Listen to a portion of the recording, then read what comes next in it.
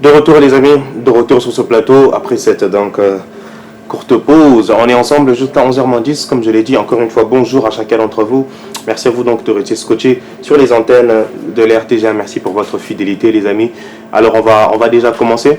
Je suis déjà donc avec nos invités ce matin. Le thème va s'afficher en dessous. Numéro n'abusez vous s'afficher là.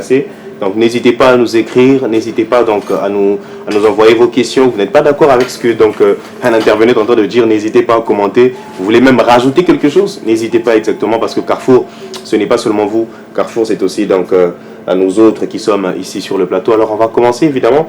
Ce sont des premières, hein, donc soyez indulgents. On va commencer lentement avec celle qui est à ma droite. Bonjour Madame Leslie. Bonjour Monsieur Charles. Comment ça va ce matin? Ça va très bien. Bon. Magnifique. Alors, en quelques secondes, tu peux te présenter à nos téléspectateurs? Ok, je suis Madame Leslie, actrice politique et présidente de la Fondation Leslie Mbonga. Simplement. Ok, on va s'arrêter avec ces deux casquettes. Et c'est en rouge ce matin. Bonjour. Bonjour. Comment ça va? Ça va bien. Et vous? Magnifique. Alors, toi aussi, en quelques secondes, please. Alors, je suis Alice Kombi, étudiante en 3e licence à l'Institut supérieur pédagogique et présidente d'un mouvement universitaire au nom de Colibri Student et entrepreneur. Seulement. Ok, on va s'arrêter par là. Et Madame Naomi, bonjour. Bonjour, Monsieur Charlie. Comment ça va ce matin? Très bien. Magnifique, toi aussi, en quelques secondes. Alors, je suis Naomi Plata, je suis coach en développement personnel. Je me définis comme actrice du changement positif parce que j'aime tout ce qui est positif. Et hormis ça, je suis aussi créatrice de contenu. Magnifique. Vous l'aurez compris, donc les amis, on a trois profils donc assez différents. Je vais revenir vers toi, Leslie, puis on va faire un tour de table. Il y a une question existentielle. Qu'est-ce qui vous a poussé carrément à choisir votre domaine donc, de prédilection? C'était quoi? C'était une envie pressante? Vous étiez gamine? Vous étiez dit non, je vais devenir comme ça? Ou c'est quoi qui t'a motivé? En fait, selon l'actrice politique, la chose qui m'a motivée, j'étais encore trop petite. Je voulais un peu de changement pour mon pays, donc c'est la chose qui m'a motivée un peu de plus pour ça. Du changement pour ton pays, tu trouves que c'est ce qui se passe, c'est pas forcément... Non, il y a du changement, mais pas vraiment du développement. Ok. Et si tu devais apporter un développement, par exemple, parce que tu es actrice politique, ce serait de quelle façon? Ou comment tu l'apporterais, ce développement? L'aider la patrie. Ok. À travers ta fondation, par exemple? Oui, à travers ma fondation. Très, très intéressant. On va d'ailleurs y revenir. Mais sinon, toi, dis-moi, Alice, qu'est-ce qui t'a poussé à prendre ce chemin, à prendre ce couloir? Alors, premièrement, ce qui m'a poussée à prendre ce chemin, c'est le sens d'être quelqu'un qui aime aider les autres, qui aime être au service des autres. Parce que être leader, c'est aussi être là pour les autres, avoir ces sens de sacrifice pour les autres. Donc cela m'a poussée à être quelqu'un qui est là pour les autres, être là pour soutenir les autres dans beaucoup de choses. Et premièrement, j'étais présidente dans mon école, c'est là où tout a commencé. Ces sens, d'être présente, d'écouter les autres, écouter leurs avis, partager leurs avis. Donc voilà, ça a commencé là. Je t'ai vu faire certaines conférences, tenir de la parole en public. Est-ce que c'est quelque chose que tu as toujours voulu faire ou c'est en grandissant que tu t'es dit non, il faut que je prenne la parole? Alors, depuis toute petite, je suis exposée en public, c'est-à-dire je suis exposée à parler en public. Mais vous savez, c'est vrai que des fois c'est inné, mais on apprend avec le temps comment procéder pour parler en public. Donc c'est quelque chose que j'aime, mais c'est quelque chose aussi que j'apprends avec le temps. Et si je suis beaucoup exposée devant beaucoup de gens, c'est aussi parce que j'aime faire ce que je fais et partager cela avec les autres. Très très intéressant. Mais après, il faut toujours apprendre. Oui. Et vous, Madame Naomi, dites-nous un peu. Alors moi, je dirais que la passion a émergé lorsque, à chaque fois qu'il y avait de complications auprès de mon entourage, ils revenaient toujours vers moi pour des petits conseils et pour essayer un peu de les orienter par leur domaine. Et tout, c'est par rapport à ça que je puis commencer à développer cette envie. À chaque fois que je prodiguais un conseil, en fait, la personne prenait ça à cœur et ça a transformé en fait sa vie. C'est au fil du temps que je puis le faire quitter par une envie et ça est devenu par une passion en fait. Donc d'aider les autres, celles qui ont perdu leur confiance. Pour les aider à retrouver. Voilà, exactement. Très, très intéressant. Sinon, ça a été un déclic. Je me dis que vous avez déjà eu à aider pas mal de gens où leur vie a peut-être changé par rapport à votre conseil ou quoi que ce soit. Ok, très très intéressant. Vous devez me donner des conseils aussi. Je vous assure. Alors, en tant que femme, on est d'accord que c'est quand même pas évident donc dans cette société. Je reviens vers vous, donc, Madame Leslie. Certainement, dans votre parcours, vous avez eu à commettre des erreurs. Oui. Si je ne m'abuse. Donc, évidemment, c'est une émission aussi assez pédagogique. Si vous devez vous adresser à une jeune fille, vous dites ne commettez pas les mêmes erreurs que moi. Ce serait quoi les erreurs que vous avez commises, par exemple? Premièrement, je peux dire les découragements. Ok. Les découragements. Qu'est-ce qui vous a découragé exactement? Bon, je vais dire comment. Dans la vie, tu peux faire quelque chose, mais découragement, il y a des choses négatives, des choses positives aussi. Donc, je vais dire comment. Vous avez rencontré des gens qui vous ont dit, par exemple... Oui, qui m'ont fait des choses positives, négatives, c'est comme ça. Malheureusement.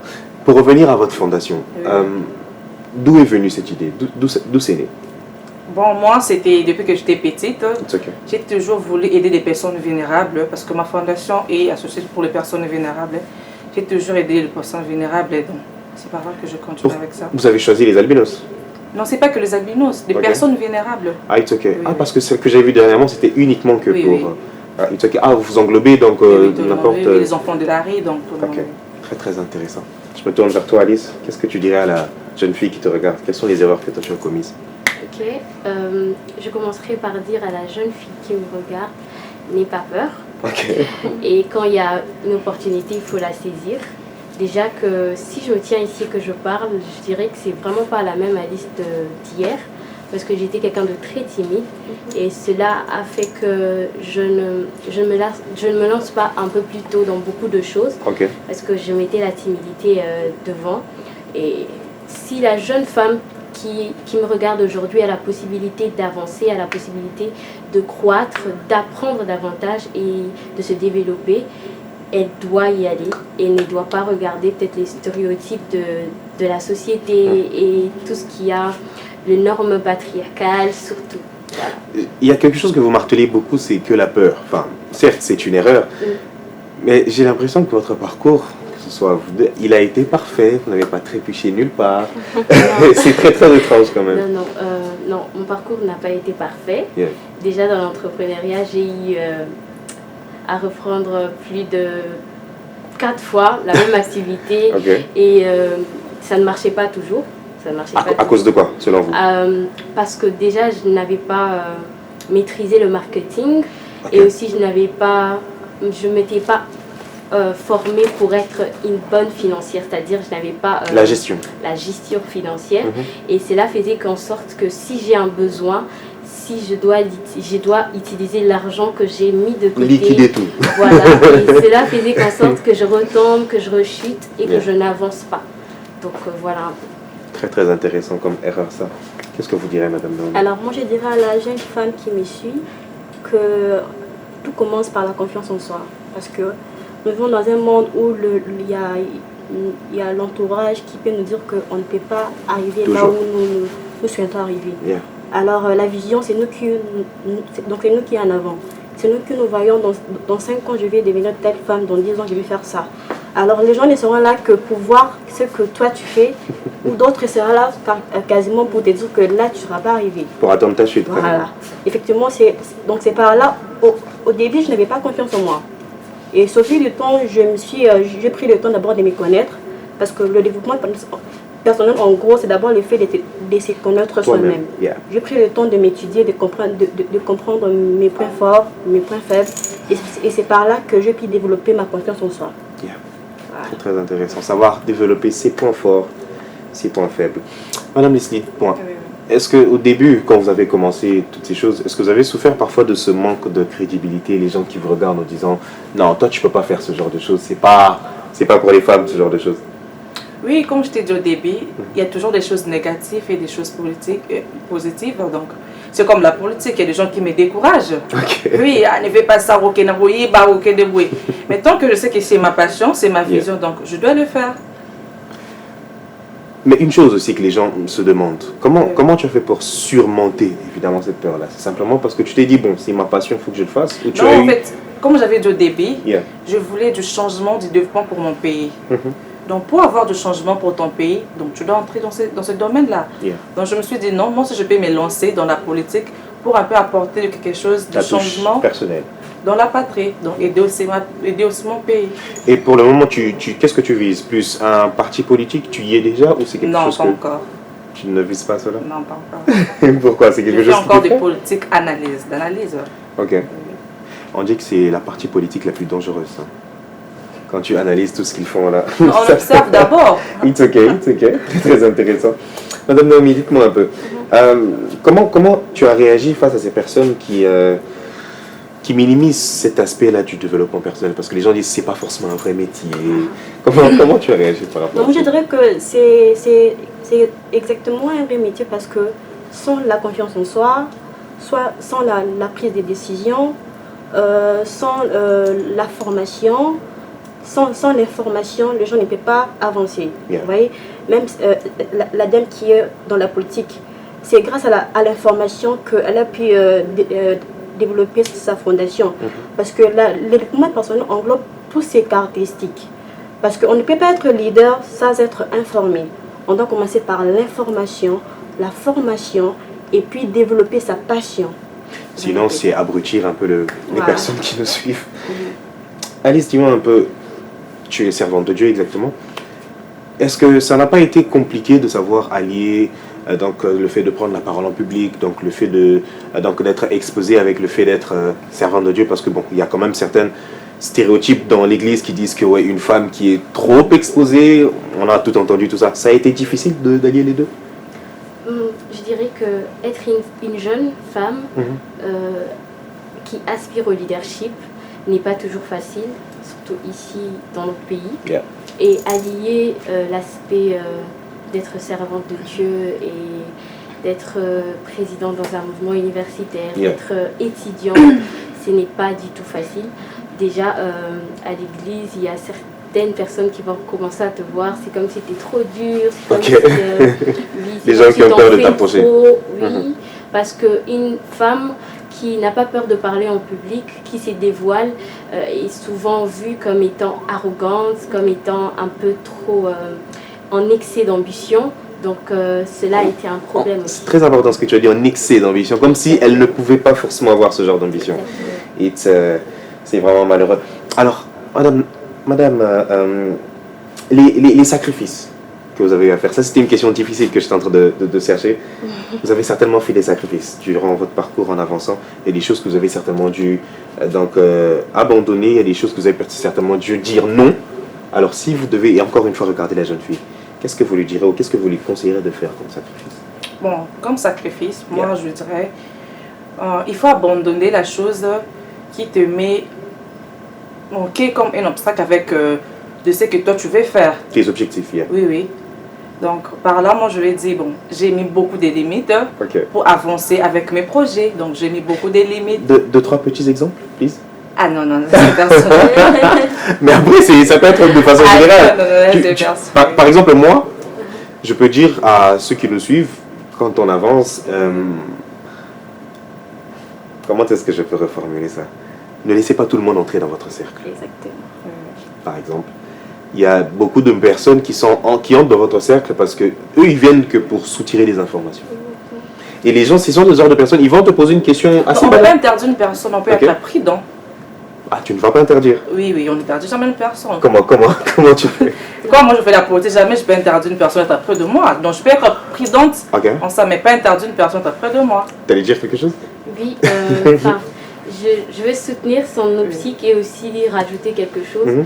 Elle, en tant que femme politique, c'est vraiment difficile de pouvoir être quelqu'un de très réticente. Ok. Donc, elle est là, elle doit recevoir tout le monde. C'est comme une maman pasteur et un pasteur. Donc, tu reçois tout le monde, mais en gros, tu mets des limites de sorte que les personnes comprennent que dans tel domaine, tu ne dois pas avancer, dans tel domaine, tu dois avancer. C'est dur, ouais, mais c'est possible. C'est un peu comme moi, je ne peux pas me dire que celui qui m'approche, je vais dire non, désolé, je ne peux pas parler avec vous. Non, frère, tu dois être accessible. Évidemment, je vais attendre encore, Alice.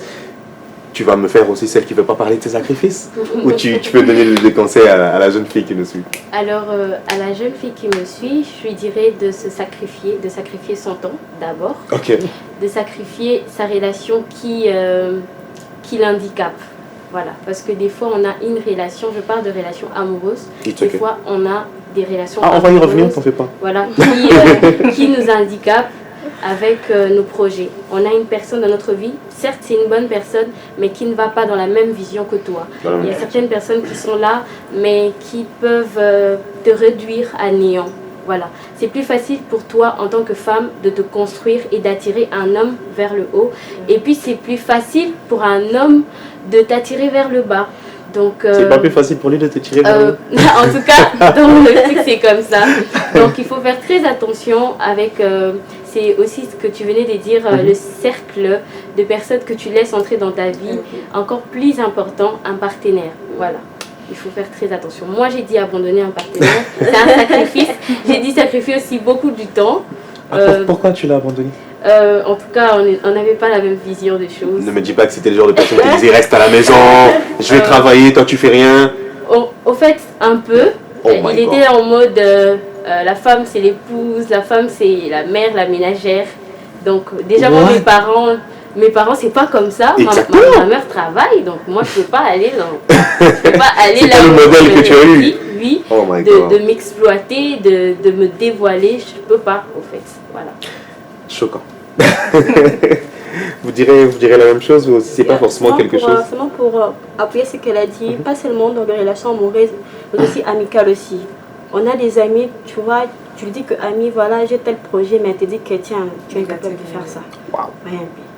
Alors si tu as de telles personnes chaque jour, elles peuvent influencer ta vision. Alors il serait mieux de t'écarter de ce genre de personnes. Dans mon cas par exemple, j'ai des amis qui sont, bon je suis très sociale moi, très socialement.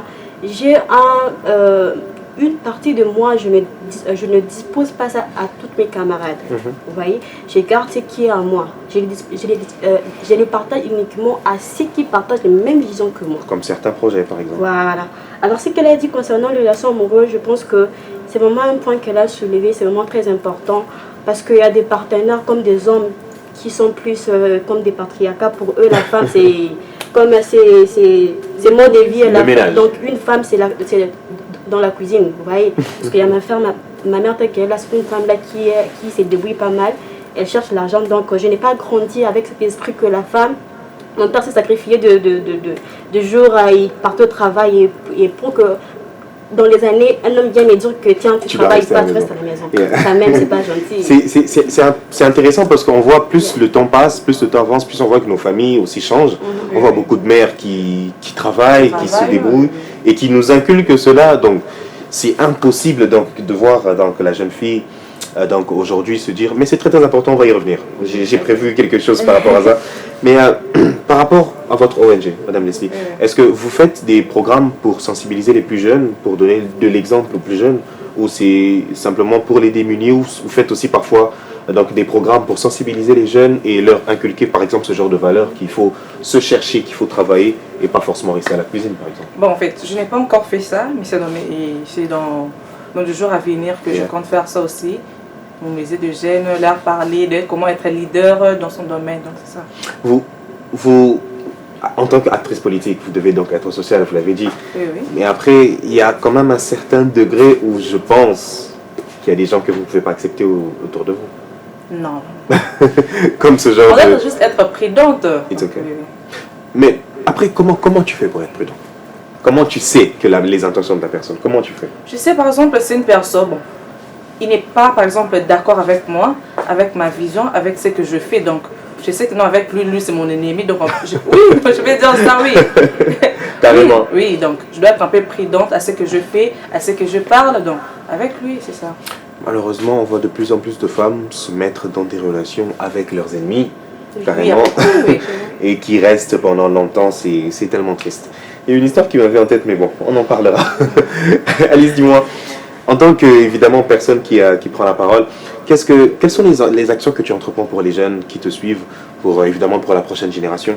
C'est des choses qui te tiennent à cœur ou pour la prochaine génération, j'entreprends à faire des conférences où il y aura vraiment des personnes qui viendront pour enseigner à la femme comment se comporter, comment se tenir, comment être cette femme qui sera inspirante, comment être ce symbole de changement. Donc c'est ça dans ma vision de choses. Organiser des conférences, organiser des forums où il y a des personnes, où des femmes parlent de leur parce qu'il y a beaucoup de jeunes filles actuellement qui rencontrent quand même beaucoup de choses dans les milieux universitaires. Moi, je le rencontre personnellement en tant que coordonnatrice. Il y a des jeunes dames qui viennent vers moi pour me dire que voilà, tel professeur Marcel, vous savez, si je ne fais pas ça, si je ne fais pas ça. Et si la dame n'a pas été préparée pour avoir un mental d'acier, elle va céder malheureusement. Vous pensez que le souci c'est d'avoir un mental d'acier ou le souci c'est chez le monsieur qui fait n'importe quoi? Non, le souci c'est d'abord la dame. Parce que je ne pense pas qu'on va la prendre de force pour l'obliger à commettre un acte.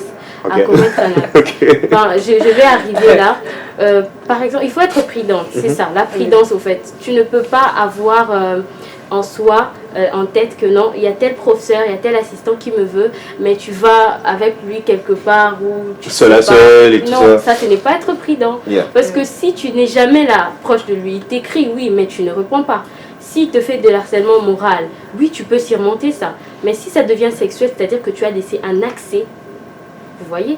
Donc voilà pourquoi la jeune femme doit avoir un mental d'acier. C'est-à-dire que tu ne dois pas répondre à tous les rendez-vous, tu ne dois pas être là quand on te dit d'être là, simplement parce que c'est ton professeur, ton assistant. Non. C'est pas évident quand ton avenir universitaire est en main de ce professeur. C'est pas toujours évident. Moi j'ai vécu ça personnellement et j'ai vécu ça dans un degré vraiment haut où le professeur quitte sa maison pour venir me chercher dans mon quartier. Donc, quand je parle de mental d'acier et d'être très dur, c'est-à-dire tu dois être ferme en fait. Personne ne va te forcer à faire ce que tu dois faire.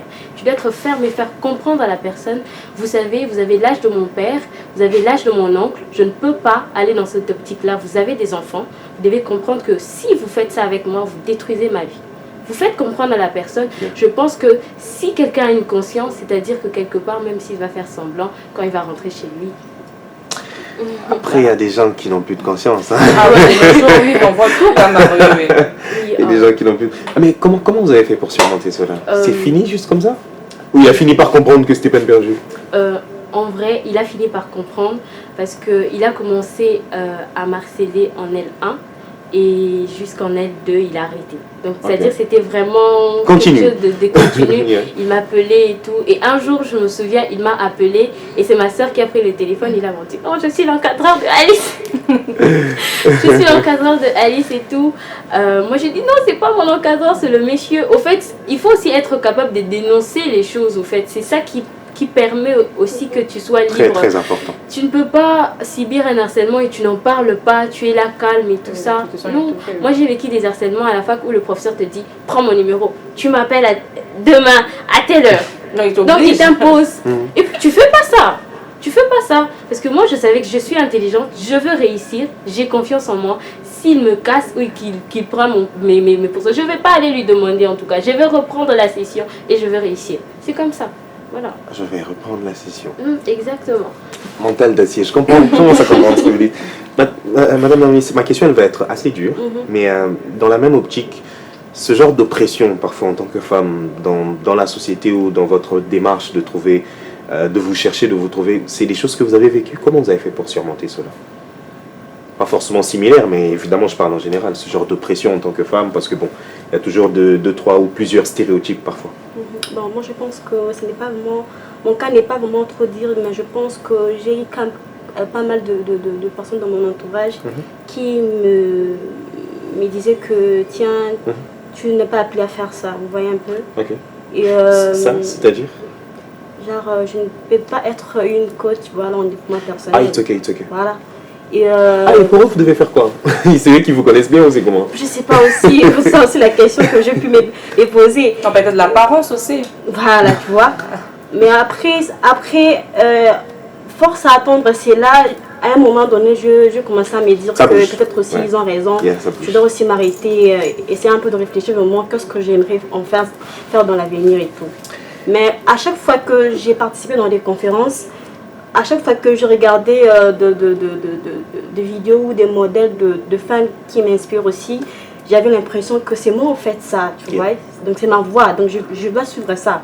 Et que toutes ces personnes qui parlent que ce n'est pas moi, ils ne connaissent pas exactement que je suis. Il n'y a que moi qui connaisse ma vision. Évidemment. Vous voyez, au fil du temps que je puis me donner à fond à ça, j'ai participé à pas mal de formations, notamment sur l'entrepreneuriat aussi, sur le marketing, parce que je fais aussi la création de contenu. Et je pense que je suis en train de prévoir un projet là qui pourrait peut-être d'ici fin de juin ou début juillet, qui sera pour aider la jeunesse en tout cas. Vous êtes en train de leur donner tort. Et ça, j'adore. Exactement, en travaillant. On discutait tout à l'heure sur les relations qui nous freinent. J'ai été en relation avec quelqu'un, je vais vous faire rire. On a fait quoi, je pense 2 années, je pense. À l'époque, je ne savais pas encore qui j'allais être. Surtout quand tu es un homme, c'est très très compliqué. Je savais que les médias, c'était ma chose. Je savais que j'aimais ça, mais je ne pensais pas encore que je veux faire carrière journaliste. Parce que je me dis, le petit Charlie, là, il va passer devant la télé, tout ça. Et je vais me confier envers la personne avec qui je sors, qui me regarde droit dans les yeux, et qui me dit, non, tu ne peux pas faire ça. Je dis, what? Et je lui demande, ben pourquoi? Non, mais parce que tu peux pas, toi, tu n'es pas comme ceux-là, tu n'as pas leur carrure, tu n'as pas leur charisme. La personne avec qui tu sors qui te dit ça. Et malheureusement, on se rend compte toujours qu'on est dans ce genre de relation, que ce soit en amitié, voire en amour, avec des gens qui ne te soutiennent pas forcément, mais tu es toujours là. Exactement. Si tu as se poser la question, qu'est-ce que tu fais là? Parce que c'est ça aussi le problème avec les sentiments et le cerveau. Parfois, il faut vraiment savoir allier les deux, savoir voir que cette personne n'est pas bonne pour moi, ces gens, cet entourage n'est pas bon pour moi, savoir toujours s'éloigner au bon moment. Et ça, évidemment, on s'adresse à toutes ces personnes qui nous suivent, vraiment savoir faire la part des choses. Si celui qui ne te soutient pas ou celui qui ne vous soutient pas, il ne mérite absolument pas donc d'être autour de vous. Madame Leslie, dites-moi, toujours dans cette optique donc, des relations, vous pensez que l'ascension de certaines femmes font peur toujours aux hommes aujourd'hui? Oui, oui. Pourquoi ça les fait peur? Bon, en fait, parlons un peu de trucs. Personnellement, moi, tous mes partenaires que j'ai pu rencontrer, bon, ce que j'ai remarqué, j'ai pas vraiment trouvé une personne qui me soutient. Ok. Oui. Donc je sais pas, la plupart des personnes que j'ai rencontrées, et tous ces hommes pères des femmes politiciennes, je sais pas pourquoi. Là, personnellement, je comprends pas. Okay. Donc j'ai pas vraiment trouvé, je sais pas pourquoi. Mais en fait, je sais pas si la politique, ça fait peur aux hommes. Là, je sais pas, je comprends pas. Je pense pas que c'est forcément de la politique, c'est juste le fait d'avoir une femme puissante ou forte qui leur effraie. Moi, personnellement, si j'étais un homme, avoir une femme qui a des idées pareilles, donc c'est une fierté quand même. Ouais, moi j'adore. C'est une fierté, donc c'est ça. Mais moi, personnellement, vraiment, je me suis même laissé que je reste d'abord comme ça, avec mes projets, de la politique, de ma fondation, j'avance avec ça, donc je laisse un peu. Choquant. Vous pensez la même chose? L'ascension des femmes fait toujours peur aux hommes? Non, je pense pas la même chose. Ok. Il y a une certaine catégorie d'hommes. Exactement. Donc, après, sur 50-50, je pense que c'est quand même 70% des hommes qui ont peur, oui, oui. Sur 50, surtout quand une femme est ambitieuse. Il y a 70% des hommes qui ont peur parce qu'ils se disent que c'est au-delà de leur autorité. Ils sont l'homme c'est le chef au fait, et c'est lui qui donne les ordres, c'est lui qui ordonne et tout. Alors qu'ils oublient que dans la société, on est à même pied. Égal, évidemment. Voilà. Et c'est ce qu'ils doivent comprendre. Mais si tu rencontres un homme, un vrai homme, tu comprendras que ça sera un soutien.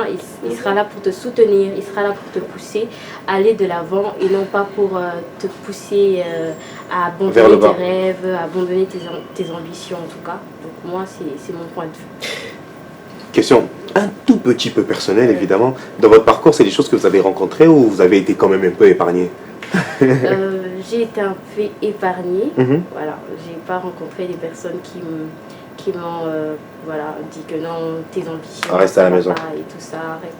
Enfin, oui, pendant un moment, mais c'était pas vraiment une relation. Voilà, c'était une fréquentation.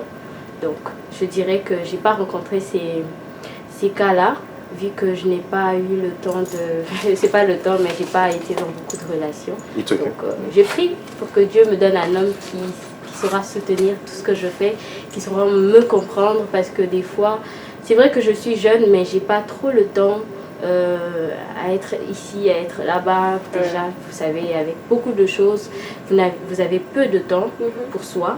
Donc, voilà. Après, je pense que c'est quand même très important de s'accorder du temps, un tout petit peu. Oui, c'est exactement. Madame Narmi, vous pensez pareil? Les hommes aujourd'hui ont peur de l'ascension des femmes? Exactement, les hommes ont peur, bien qu'il y a une catégorie d'hommes qui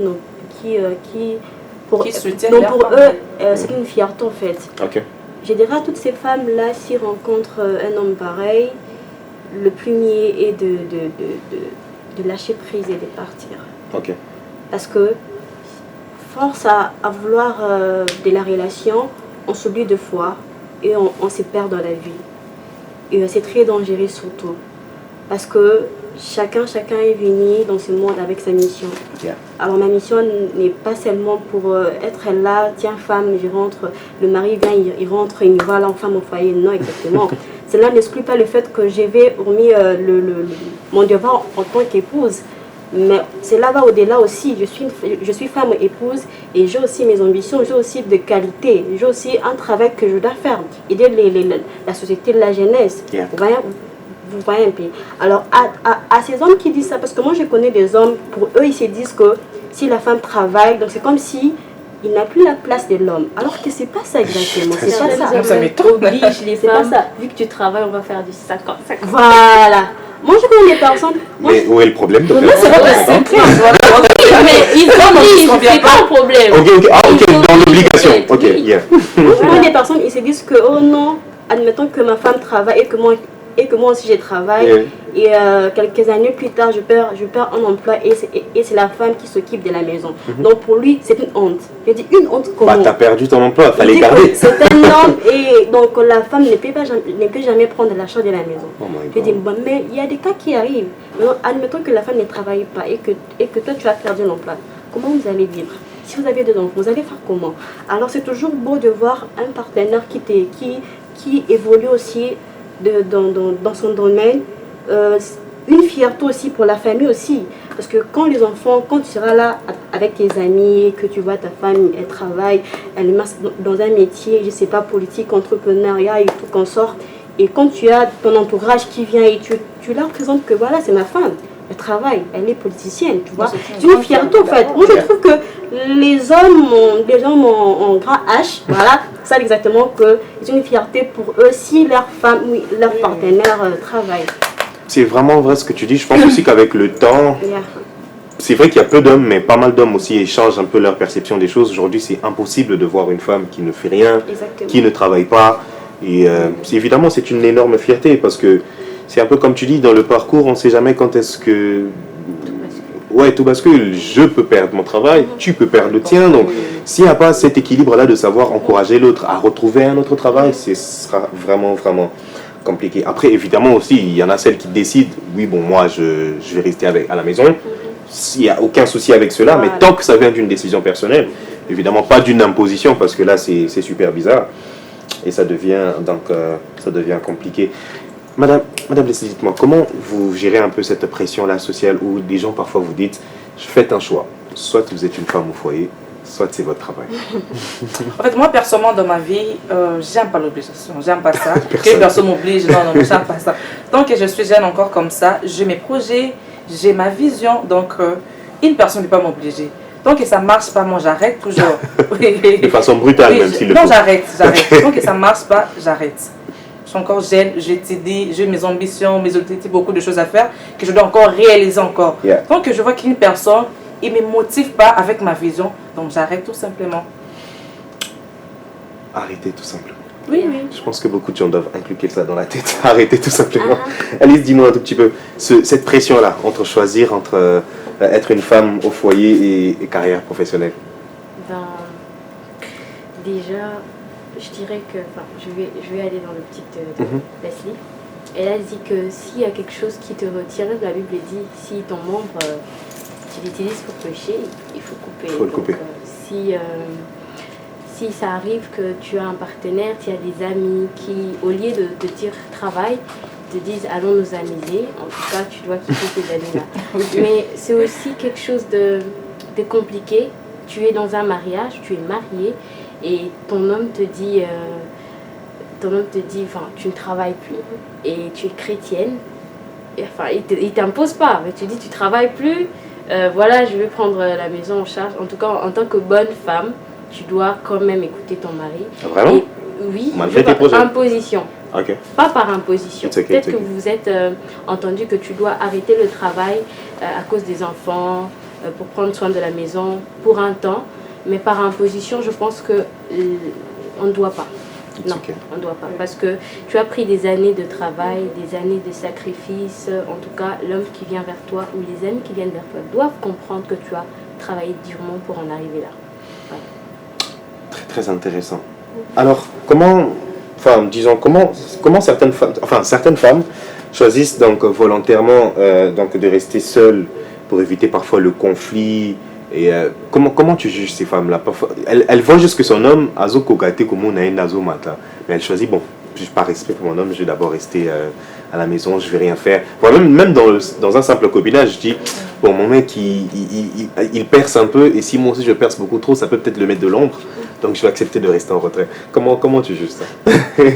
C'est une bêtise ou En vrai, non, je sais pas. Okay. Mais cela dépend de la perception de tout un chacun et aussi de l'éducation qu'on a reçue de parents. Donc si la femme se décide que non, par respect pour mon partenaire, je veux quand même rester pour ne pas travailler. Ça, c'est sa décision. Mais moi, je ne peux pas le faire parce que je me dis, il doit comprendre que j'ai eu à travailler durement pour en arriver là. Et aussi, c'est pour son bien. Yeah. Voilà, quand je monte, c'est-à-dire qu'on monte ensemble. Donc, c'est pas que si je monte, c'est-à-dire que je monte seule. Non, on est partenaires, c'est-à-dire que ce qui m'arrive, ça t'arrive. Donc, il doit comprendre que c'est aussi pour son bien. Mon rêve en moi, c'est d'ailleurs d'avoir une femme qui a un poste beaucoup plus élevé que le mien. Je sais que j'ai un poste élevé, mais le tien doit être beaucoup plus élevé que le mien. C'est une énorme fierté. Sinon, dites-moi, Madame Naomi, vous pensez que le pouvoir, voire le succès, ça peut changer le comportement d'une femme? Bon, je dirais que c'est là des comportements de tout un chacun. Okay. Parce que de vrai, il y a deux femmes, lorsqu'elles atteignent un poste plus supérieur que par rapport à leur homme, elles se disent que voilà, je suis maintenant devenue en fait homme supérieur. de la maison. Yeah. Alors, je pense que chacun doit toujours savoir faire la part des choses. Il y a la place de l'homme. Quand on parle d'égalité, on parle de l'égalité. Dans la société. Voilà. Et familial, il y a toujours, c'est l'homme qui est le chef. Et là, on ne peut pas omettre ça, on ne peut pas l'enlever dans la tête, ça reste comme ça. Donc, ça ne va pas changer. Alors, je dirais aussi à ces hommes-là qui pensent que si leur femme a du succès, qu'ils n'auront pas leur place, je leur dirais qu'ils se trompent. Parce que déjà, moi, j'ai appris qu'un couple, c'est une équipe. Et une équipe travaille en collaboration pour rester ensemble. Vous voyez? Yeah. Alors, si déjà notre couple, notre relation est basée sur cette éthique, je pense que nous allons aussi évoluer aussi correctement. Parce qu'on n'aura pas ce genre de vision que tiens, tu fais ça. Non, vous voyez. Déjà, on dit qu'une femme ambitieuse doit être accompagnée d'un homme qui, pour lui, sera comme un mentor. It's okay. Dans le sens où il sera là pour booster sa femme. Vous voyez. Être un modèle. Voilà, c'est ça. Parce que déjà, quand la femme a de la fierté envers son homme, c'est déjà une grande fierté aussi de voir que si je suis devenue celle que je suis aujourd'hui, quelque part aussi, c'est parce que mon homme aussi était à côté de moi. Après, il n'y a pas des personnes reconnaissantes aujourd'hui. Malheureusement. Aujourd'hui, les femmes ne savent pas être reconnaissantes. Avant que je revienne vers Leslie, je pense que je vais encore vous reposer cette question. On voit qu'il y a de plus en plus, malheureusement, de messieurs qui préfèrent des femmes moins ambitieuses, qui n'ont pas forcément beaucoup trop de rêves. Et qui parfois, quand ils voient qu'une femme a donc des ambitions, au lieu d'être ce mentor pour cette femme, ils entrent comme dans une sorte de concurrence. pensez que c'est toujours lié à un souci d'éducation? Ah là, vous avez raison. Vous pensez que c'est un souci d'éducation ou un petit complexe, disons? Je pense que c'est l'ego. Ok. Je pense que c'est l'ego. Parce que l'ego est là pour nous pousser à dire que tiens, je suis l'homme et elle ne peut pas être au-dessus de moi. Vous voyez? Alors qu'elle ne l'est pas forcément, Voilà. elle exerce C'est simplement qu'elle exerce un métier qui fait en sorte qu'elle puisse occuper un poste qui est plus supérieur. Mais par rapport à ta personne, elle ne peut pas être quand même plus que toi quand même, vous voyez. Je pense aussi que c'est non seulement l'éducation, c'est aussi l'entourage. It's okay. Ouais. Parce que si vous êtes mal entouré, vous avez des camarades qui vous disent que tiens, master, vous voyez, donc la femme là, dès qu'elle va occuper tel poste, vous voyez, elle va t'oublier. Donc quand l'homme vraiment... Un rassemblement de complexes. Donc il s'est dit que directement, effectivement, mes amis ont raison et pour moi, ma femme ne peut pas travailler. Alors que je pense que c'est une erreur grave que certains hommes font.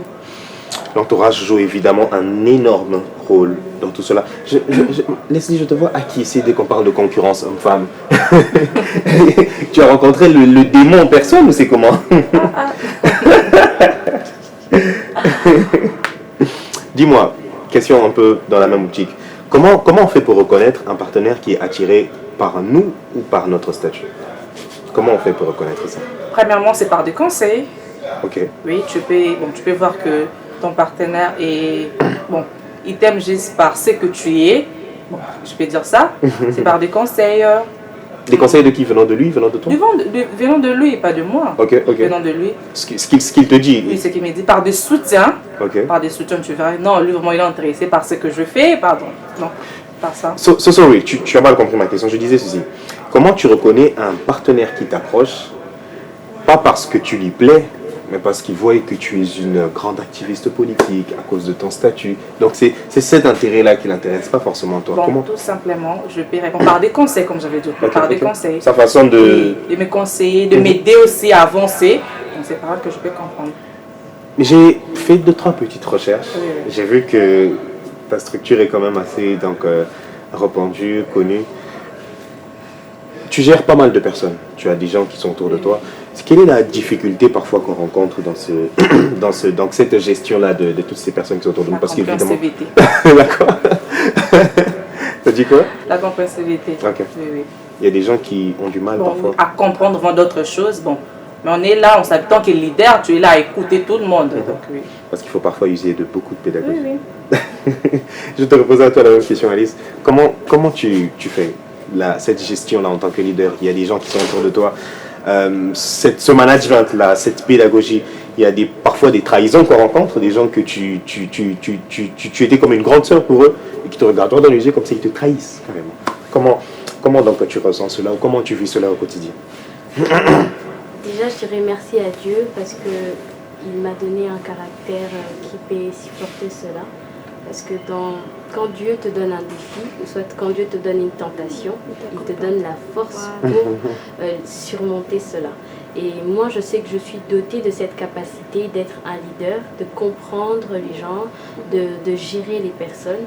Pourquoi je le dis? Parce qu'il peut y arriver à un moment où vous avez des mésententes, les gens viennent vers toi, non, telle personne est comme ça, telle personne. Et toi, tu ne dois pas avoir des partis pris.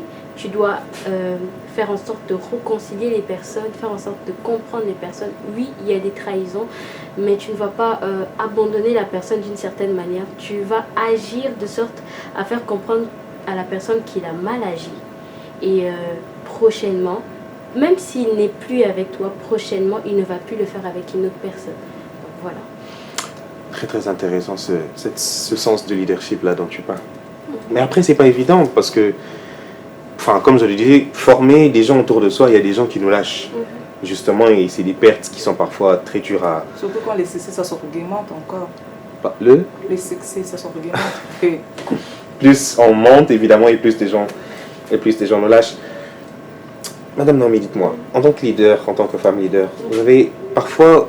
Il y a des fois où vous vous sentez parfois isolée ou incomprise dans votre vie personnelle. Comment vous vivez ça? Déjà, je dirais que personnellement, moi, Dieu m'a déjà fait grâce. Je je n'ai pas encore rencontré des trahisons et je n'en souhaite pas. Ok. Alors, par rapport à mon expérience, je dirais que ça arrive des moments où je suis là, j'ai envie de parler à quelqu'un, de lui faire comprendre ma vision, mes attentes, l'envie que j'ai. Et tu te rends compte que finalement, il n'y a pas vraiment cette personne dans ton entourage. Et tu te laisses enfermer en toi-même. Yeah. Et auparavant, je le faisais, je m'enfermais et j'ai pensé, je réfléchissais.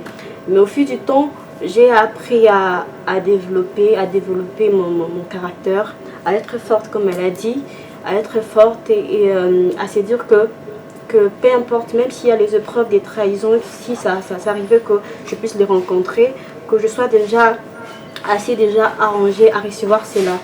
Parce que je sais que dans la marche que j'ai optée en tant que leader, il y en aura toujours, j'aurai des gens qui vont me trahir, même de ma propre famille, vous voyez. Yeah. Alors si on n'est pas forte mentalement, on pourrait vraiment céder à la mi-chemin. Et ça serait vraiment une catastrophe. Avant que je revienne vers Leslie, Ali, c'est quelque chose que tu as aussi ressenti, tu t'es déjà parfois sentie isolée ou incomprise à cause de tes nombreuses ambitions dans ta vie personnelle, évidemment. Oui, ça arrive à tout le monde, je dirais. Ça arrive à tout le monde, donc oui. À un moment aussi, je me sens deux fois incompris, deux fois seule. Oui. Mais ce qui est bien, c'est que quand on a Dieu, on se ressource. Voilà. Pourquoi je dis cela, c'est que quand tu te sens seul, parce que peut-être tu as un vide et que tu as besoin de parler à quelqu'un, tu as besoin de te confier et qu'il n'y a pas cette personne-là. En tout cas, tu ne vas pas aller toquer à la porte de quelqu'un. J'ai besoin de parler à quelqu'un. Non, tu vas essayer de gérer ça seul et je pense que tu peux le faire ou tu peux le gérer seulement avec Dieu. Tu reconnais que oui, c'est un temps, parce que des fois aussi avec les femmes, quand tu n'as pas peut-être une amie, une meilleure amie, parce que moi je n'ai pas de meilleure amie, donc je me dis que c'est très difficile pour moi de me confier. Je me confie très souvent à ma soeur, donc des fois quand elle n'est pas là, je me dis, je me recentre sur moi-même, je me renferme, mais se renfermer n'est pas toujours la solution. Donc va devant ton miroir, commence à te parler, tu te dis, je suis une belle personne, oui je suis isolée, c'est pour un temps, parce que les gens confondent l'isolement comment je pourrais dire, être isolé, c'est pas se sentir seul. Être isolé, c'est un moment où tu apprends à te connaître, c'est un moment où tu apprends à connaître ce que tu es, à te recentrer sur quelque chose et aussi à se reconstruire. Donc je pense que l'isolement n'est pas une mauvaise chose pour une personne ou pour un leader surtout. Voilà. Très très intéressant de savoir s'isoler parfois, histoire de se ressourcer. Leslie, dis-moi, on a tous sur ce plateau parlé du caractère de la femme, d'un très fort caractère, d'être dur mentalement. Comment tu réagis à ces gens qui te disent qu'avec ton caractère, tu finiras seule? Moi, personnellement, on m'a jamais dit ça. On m'a jamais dit ça. Parce que, c'est mon caractère, j'ai un caractère un peu trop bien. Je peux dire, je ne suis pas vraiment trop dire avec des gens. Je comprends des gens facilement. Donc, c'est ça que je peux dire. La personne dure de caractère. Je me souviens, c'est toi qui me l'as dit. Comment tu réagis à ça? Quelqu'un qui te dit avec ton caractère, tu finiras seul? C'est comme ça. Comment ça, c'est comme ça? Oui, il y a des gens qui me disent ça, que non, tu es dur avec toi-même, tu es dur avec les gens, surtout avec les hommes. Ok.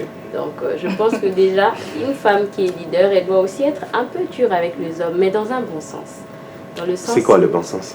Le bon sens, c'est que tu es dur pour ton bien. Tu es dur parce que tu as des objectifs à atteindre.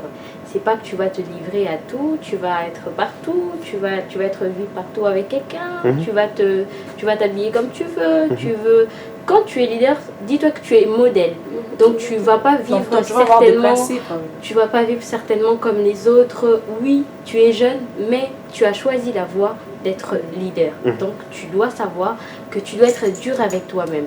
Pas dur comme ils le disent, parce que quand ils disent tu es dur avec toi-même, en vrai c'est juste que quand tu comprends qui tu es, tu marches comment tu dois le faire. Avec plein de principes. Et ils disent que tu es dur parce que tu fais pas comme tout le monde. Donc je pense que c'est ça. En vrai on n'est pas dur, mais on ne fait pas comme tout le monde. Voilà. tu penses pareil? Ou tu penses qu'il faut être un peu plus légère parfois? Il faut être dur?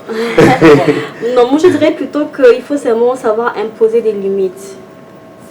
Parce qu'il y a des temps aussi, quand en grandissant, il y a même mon père qui me disait que tu es trop dur. Ok. Bon, déjà parce que dès les bas âges, j'avais déjà je réfléchissais différemment par rapport à mes soeurs parce que moi je suis grandie dans une famille où nous ne sommes que deux filles. Okay. Et donc ma façon de réfléchir était déjà différente par rapport à mes soeurs et tout. Et je dirais que les gens nous traitent d'être durs parce qu'ils ne peuvent pas atteindre les limites qu'on a imposées. Vous voyez? Parce que tout le monde veut être dans ton cercle, savoir qu'est-ce que Naomi fait, qui elle est, elle est dans sa vie, elle est qui, vous voyez. Alors, ce genre de personnes, je peux te parler du matin au soir, mais concernant ma vie privée, en tout cas, je l'ai dit carrément seulement à des personnes qui sont vraiment proches. Yeah. Vous voyez. Alors, je suis à imposer des limites. Pas être trop dur, parce que je suis très sociale, moi, très sociale. Ouais. Je suis très sociale, mais j'impose des limites. Je sais que si quelqu'un me fait du mal, il sait déjà que dans ce sens, Naomi, elle ne va pas apprécier. Carrément, la personne va essayer de se dire. Donc, tu as des principes. Voilà. Donc, le fait d'être dur, parfois, c'est aussi très bien, surtout en tant que femme, leader. Voilà. J'espère que vous retenez évidemment tout cela. On va terminer avec ceci. Je crois que je vais te reposer à toi la question avant que je revienne vers Leslie. Non, mais tu penses que, même dans le choix de la femme, dans le choix de trouver un partenaire, tu penses que le succès ou le pouvoir que ce partenaire peut avoir, c'est quelque chose que vous regardez premièrement ou principalement? Parce qu'en tant que leader, en tant que femme assez accomplie, je ne vais pas aller vers quelqu'un qui est forcément inférieur, si on a dire ainsi de mots. Déjà, moi, je dirais que je suis quelqu'un qui aime la profondeur. Okay. Dans le sens où je ne regarde pas seulement la personne extérieure de la personne, vous voyez, je regarde à l'intérieur. On dit que c'est l'extérieur qui attire. Yeah. Vous voyez. Vous pouvez être beau et je suis attirée par vous, mais après, quand je discute avec vous, je trouve que la personne n'est pas forcément profonde, vous voyez. Alors, j'ai appris à développer ça, à ne pas seulement mettre mes critères par rapport à la beauté, parce que moi en tout cas tu peux être très beau, surtout quand tu es très beau. Je n'aime pas des hommes qui sont comme ça. Ouais, j'aime des hommes comme nous autres. En tout cas moi j'aime que tout ça, c'est moi l'homme, tu vois, quand un homme on sait reconnaître un homme qui est responsable dans des petits détails. Tu l'as dit, la profondeur. Voilà. Alors on sait déjà qu'avec cet homme, je sais que même s'il réchitait, parce que c'est une étape de la vie, tu peux être ministre et puis tu te réveilles comme ça, tu n'as plus d'emploi. Ouais. Les bases mais sont solides. On sait reconnaître qu'avec cet homme, je sais que même dans 10 ans, même si maintenant là, on sait de la maison, il peut être là, il peut être capable de se relever encore. Yeah. Alors, c'est le genre d'homme que moi, je souhaite en fait partager ma vie. Très très intéressant ce que tu dis. Quelqu'un de profond. Alice, tu penses la même chose? Pas forcément ce qui est extérieur, mais ce qui est beaucoup plus profond. C'est ce qui est plus important. La beauté intérieure est plus importante que celui de l'extérieur, mais aussi la personne doit te plaire. La personne doit te plaire, pas qu'il soit trop beau. Non, mais... Vous avez un souci avec les gens trop beaux. En fait. Non, même pas. Si, il est très beau. Mais je dis ça dans le sens où il doit te plaire, au fait. Il doit te plaire, mais ils sont confiants, c'est normal. Voilà. Il doit te plaire. À tes yeux, tu vois que non, c'est un homme qui me plaît beaucoup. Et c'est pas qu'il doit être bizarre, non, il doit te plaire. Et puis après, tu vas voir cet aspect qui est plus important, l'intérieur, et surtout voir s'il craint Dieu.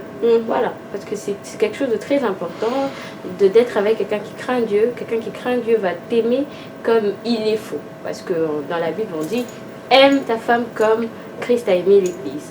Donc, si un homme craint Dieu, il sait comment aimer. Voilà. C'est très beau ça comme sujet pour Carrefour Religion. Aime ta femme comme Christ a aimé l'Église. Une très bonne façon d'aimer la femme. Je vais retenir ça en tout cas. Qu'est-ce que toi tu dis par rapport à cela? La beauté extérieure compte, la beauté intérieure compte? Oui, la présentation compte aussi. La présentation, pour moi personnellement, j'aime pas un homme pour son statut. Okay. Non, j'aime un homme premièrement pour ce sens de responsabilité. Donc il assume ce qu'il fait. Donc, ce qui peut arriver, il peut assumer ça. Bon, personnellement, moi, j'aime non pour ça. Quelqu'un comme moi qui vient avec des longs français comme ça, c'est... Moi, j'aime pas. MDR. on est déjà en train de chuter, les amis. On va vraiment tout doucement et lentement donc vers la fin. Je pense qu'on va finir par cette question ou les deux. Et Naomi, dis-moi, qu'est-ce que tu dis de ces gens qui pensent, de cet homme qui pense qu'une femme accomplie dans la société ne peut pas être une bonne mère ou une bonne épouse? Je pense que les femmes qui pensent cela doivent d'abord se poser eux-mêmes de très bonnes questions. Yeah. Est-ce que c'est forcément la femme qui est une menace pour moi, ou bien c'est mon ego qui me pousse à dire cela. Et je pense que... Oui, je ne vais pas te couper. Il y a une vidéo très intéressante que j'ai regardée hier ou avant-hier du pasteur Roland Dallot qui parlait, je pense qu'on le connaît, le pasteur Roland Dallot, l'apôtre Roland, qui avec donc maman Viviane, qui dit qu'au début, le vieux était très occupé, tellement qu'il s'est dit, si maman Viviane aussi travaille, ils vont perdre les enfants. Okay. Donc, c'est en un commun accord qu'ils se sont dit, il faut qu'on fasse un choix. L'un de nous doit rester à la maison. Parce que si les deux se décident de partir, on ne sait pas qui va rester avec les enfants, l'éducation des enfants on ne la maîtrise pas, surtout que ce ne sont que des jeunes filles. D'où la femme a accepté donc de rester un tout petit peu en retrait. D'où parfois ça peut pousser à confusion, les gens peuvent se dire que si elle était parfois allée travailler, ça aurait fait qu'elle soit une mauvaise mère ou une mauvaise épouse, disons. Bon, je dirais que ça dépend de tout à chacun. Par exemple, dans des cas pareils, je dirais que même moi, par exemple, aussi, ça m'épouserait aussi à laisser. Parce que déjà, mon travail à moi, hormis, parce que je peux faire des conférences, même en ligne. It's okay. Vous voyez, je peux même travailler même avec mon téléphone. Vous voyez, alors si ça arrivait que dans des cas pareils, en tout cas, moi, personnellement, je n'aurais pas vraiment assez de problèmes. Parce que même dans mon téléphone, même dans la machine, je peux travailler. Toujours être productif. Voilà. Alors, à ces hommes qui me regardent, je vous dirais qu'en tant que femme, vous êtes des hommes et on vous aime bien. Et personne ne veut voler votre place. Vous resterez toujours le même homme que la Bible a dit, que c'est l'homme qui est le chef et la femme soyez soumise. Exactement. Alors, le mot la chef n'est pas synonyme à être... à se dire que la femme, elle ne peut pas faire ça parce que si elle fait ça, donc mon rôle en tant que chef, je ne veux plus assumer ça. Non, tu vas assumer ton rôle parce que c'est ce que Dieu a mis en toi. Et personne ne peut l'enlever. Alors je pense que c'est une grande fierté d'être à côté, accompagné d'une partenaire qui travaille, qui craint Dieu. Et je pense que ça serait en tout cas bénéfice pour votre relation. Dis-moi Alice, tu penses la même chose? Une femme accomplie peut être une belle-mère, une bonne épouse? Oui. Oui, je prendrai l'exemple de maman Dina. Ok. Maman Dina, elle est une très bonne mère. On l'a suivie par ses témoignages et même par les témoignages de ses enfants. Mais c'est une femme carrément toujours ailleurs. Très occupée. Très occupée, mais elle est une très bonne mère. Et dans l'optique que vous avez parlé du pasteur Roland Dallot, de l'accord qu'ils avaient eu, moi j'ai vécu ça par exemple avec ma mère aussi. À un moment elle ne travaillait pas parce qu'on était très petite, donc elle devait rester et tout ça. Mais quand on a un peu grandi et puis elle a repris le travail. Donc je pense que ça dépend aussi des accords que vous avez dans un couple. Mais je ne pense pas qu'une femme accomplie doit être une mauvaise mère. Parce qu'actuellement, il y a beaucoup de femmes qui sont très occupées, mais qui sont de très bonnes mères. Là même, ça dépend de l'éducation. Hein. Voilà. Après, c'est vraiment très intéressant d'avoir toujours ce genre de figures qui savent donner l'exemple. Je me souviens, j'ai posé une fois la question à ma mère, j'ai dit, mais comment vous faites, toi et papa, vous travaillez? Comment tu fais tu prépares toujours pour lui? Elle me dit, je travaillais et je finissais tôt et je faisais l'effort de finir tôt pour rentrer avant que lui rentre. J'enlève juste les chaussures, je réchauffe ce que j'avais déjà laissé la veille. L'organisation. Et je l'attends. C'était... Quand je me suis dit, nous là, on n'est pas en couple, nous on fait n'importe quoi. Il y a un level, il y a vraiment un énorme level. On est donc à la fin les amis, c'était une magnifique émission, j'étais avec 3 Donc, grande dame, 3 profils différents. Je pense qu'on pourra peut-être revenir avec ce sujet encore une fois. Pourquoi pas avec 2-3 profils variés, pourquoi pas aussi avec les mêmes. Et histoire aussi donc, de développer d'autres aspects parce qu'il y a énormément d'aspects avec ce sujet. Évidemment, je vais laisser la parole à chacun de vous pour son mot de la fin. Moi, Libanga, comme vous voulez. Je crois qu'on va commencer par toi, Leslie, et on va faire un tour de table. Personnellement, j'ai vraiment beaucoup aimé ces sujets. J'ai vraiment beaucoup. C'était pour moi, c'était pour l'éducation. Yeah. Montrer aux jeunes filles comment vivre dans votre relation amoureuse, surtout côté de vos domaines, de vos relations. Donc c'est ça. Yeah. J'ai beaucoup aimé vraiment. Many thanks. Pas de Libanga, quelqu'un? Non. Pourtant, j'ai vu qu'on t'a harcelé pour ça. Alice, vas-y, ton mot de la fin, toi. Alors, je dirais d'abord merci pour l'émission. Yeah. Et en tant que coordonnatrice d'un mouvement universitaire, je ne peux pas sortir d'ici Évidemment. sans parler un peu de mon mouvement universitaire. C'est un mouvement universitaire qui réunit plusieurs étudiants de la République. Et dans notre mouvement, on organise de conférences, on organise de forums pour pouvoir récolter les suggestions, les propositions, pourquoi pas avoir un Congo meilleur à travers notre mouvement. Alors, je voulais aussi informer qu'on est en cours, on est en train de rédiger un livre qui sera disponible d'ici peu. Peut-être que je repasserai ici pour présenter le livre, mais le livre sera vendu dans les écoles parce que c'est un livre de patriotisme. Donc, vous serez au courant de cela. Et sinon, je fais un coucou à Joseph, parce qu'il m'a harcelé pour le faire. Et aussi à tous les membres des Colibris et tous les membres de la commission. Voilà. J'apprécie beaucoup l'idée du livre, surtout sur le patriotisme. Si c'est vraiment à vendre dans les écoles, espérons que ces jeunes vont lire. Mais je t'assure, c'est vraiment très très intéressant. Il y a beaucoup de choses sur notre pays qu'on ne connaît pas, qu'on aurait dû apprendre depuis petit, que... Je ne sais même pas ce qu'on les apprend encore aujourd'hui. Le BPCM, bref. Non, mais vas-y, à toi. Moi, plutôt, je dirais que ce ne serait pas genre Libanga, mais juste une information à tous ceux qui me suivent et rester connectés parce que je suis en train de travailler sur un projet. It's okay. Donc, ça serait comme, on dit quoi, podcast. Et ça serait un espace où ça serait pour partager sur des moments personnels, politiques, l'entrepreneuriat. Ça serait aussi... un espace où je donnerai l'occasion à chaque étudiant qui exerce le profession les études. Vous voyez, donc un échange où chaque personne qui travaille déjà, qui a eu des difficultés, qui pourra passer, nous parler des difficultés qu'il a rencontrées en tant que leader, en tant qu'étudiant, en tant qu'élève. En tout cas, je pense que ça serait vraiment quelque chose de très bon que je suis en train d'organiser d'ici là. Donc je passerai même ici déjà aussi pour informer aux autres que c'est déjà disponible. Si je pouvais rajouter quelque chose. Can I go? J'invite les étudiants à adhérer au mouvement. Vous pouvez aller sur nos pages pour nous écrire et aussi écrire sur ces numéros. Je peux donner le numéro. Bien sûr, sans toi. 097 24 93 788.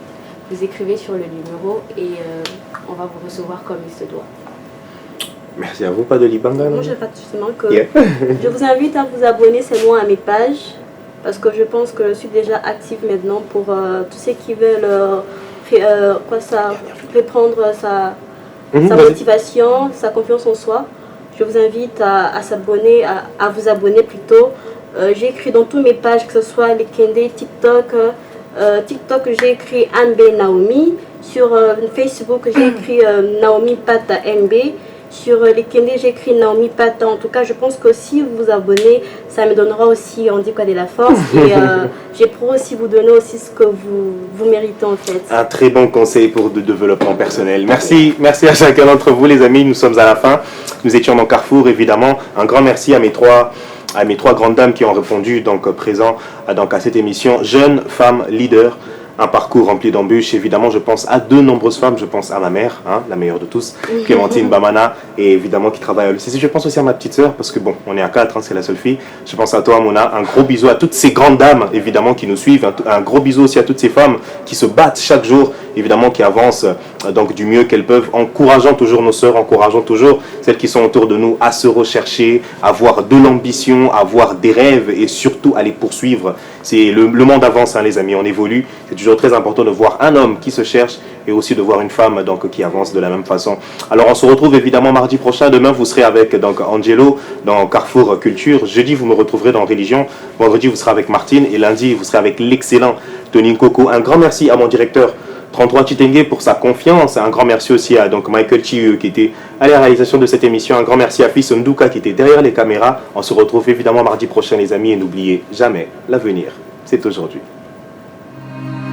RTGA, mieux qu'une chaîne, un monde. RTGA, mieux qu'une chaîne, un monde. RTGA, mieux qu'une chaîne, un monde.